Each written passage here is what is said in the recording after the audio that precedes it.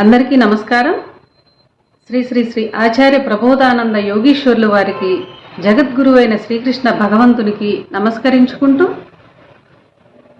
ఈరోజు త్రైత సిద్ధాంత భగవద్గీతలోని 35వ శ్లోకం గురించి తెలుసుకున్నాం. ఇంతకుముందు అందులో శ్రీకృష్ణుల వారు స్వధర్మం అంటే ఏంటి, పరధర్మం అంటే ఏంటి అని వివరించి తెలియజేశారు.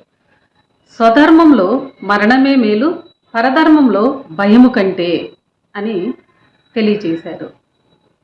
స్వధర్మం అంటే ఏంటో, పరధర్మం అంటే ఏంటో తెలుసుకున్న అర్జునుడు ఒక ప్రశ్న వచ్చింది.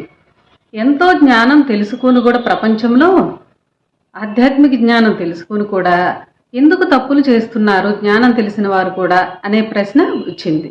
దానికి అర్జునుడు వారు ఇలా అడుగుతున్నారు. ఈరోజు 36వ శ్లోకం గురించి తెలుసుకుందాం. అర్జునుడు ఇట్లని, అధక్కేన ప్రయుక్తోయం పాపం చరతి పూరుషః అనిచ్ఛిన్నపి పాప్మేయ బలాదివ నియోజితః. ఈ శ్లోకము బ్రహ్మయోగము గురించి వివరించి తెలియచేశారు. భావము: మనిషికి ఇష్టము లేకున్నను దేని చేత బలత్కారపూర్వకముగా నియమింపబడి పాపకార్యములు చేయుచున్నాడు. వివరంగా తెలుసుకుంటే, అనిచ్ఛిన్నపి అన్నారు, అనగా ఇష్టము లేకున్నా అని అర్థము.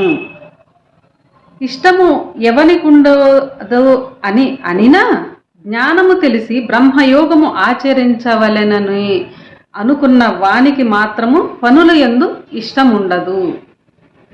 జ్ఞానము తెలిసి ఇది చెడ్డ పని అని, ఇది చేయకూడదని అనుకోకూడదని వెనక శ్లోకంలో చెప్పబడినది. అది కార్యములు చేయు కర్మయోగులకని తెలియాలి. పాప పుణ్య విచక్షణ ఏమాత్రము లేకుండా పనులు చేయవలెననడి జ్ఞానము కర్మయోగ సంబంధమైనదని పాఠకులు గుర్తించుకోవాలి. ఏ కార్యము కానీ దాని తలంపు కానీ ఉండకూడదని చెప్పు జ్ఞానము బ్రహ్మయోగ సంబంధమైనది. ఏ కార్యము కానీ ఏ తలంపు కానీ ఉండకూడదు అని చెప్పినది బ్రహ్మయోగ సంబంధం అని తెలుసుకోవాలి మనందరము. ఇక్కడ అర్జునుడు అడుగు మాట బ్రహ్మయోగులకు సంబంధించినదని తెలియాలి. ఈ శ్లోకంలో అర్జునుడు అడిగే మాట బ్రహ్మయోగులకు సంబంధించినదని మనం అర్థం చేసుకోవాలి. బ్రహ్మయోగులు పనులు చేయకూడదని, వారి మనస్సును ఆలోచన నుంచి దూరము చేయాలని ప్రయత్నము చేయుచుందురు. బ్రహ్మయోగులు మాత్రమే పనులు చేయకూడదని, ఆలోచనల నుంచి దూరంగా ఉండాలని, యోచనలు రాకుండా చేసుకోవాలని బ్రహ్మయోగులు మాత్రమే ప్రయత్నించుచుందురు. అట్టి వానికి యోచనలు వచ్చి ఇష్టము లేకున్నా వాని ద్వారా పనులు చేయబడుచుండును. అట్లు ఎందుకు జరుగుతున్నదని, దానికి కారణం ఏమిటి అని అర్జునుడు వివరంగా తెలుసుకోవాలని కోరినాడు. దానికి జవాబుగా శ్రీకృష్ణుడు ఈ విధముగా ఇంకో శ్లోకంలో తెలియచేశాడు.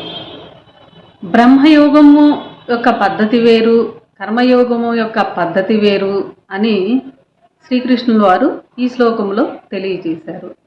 పనులు చేస్తూ కూడా కర్మయోగము ఆచరించాలి. బ్రహ్మయోగంలో యోచనలు పనులు మానుకోవాలి అని బ్రహ్మయోగ పద్ధతి అని ఇక్కడ వివరించి తెలియజేశారు. ఇంకా కొంత రాబో శ్లోకంలో తెలుసుకుందాం. అందరికీ నమస్కారం.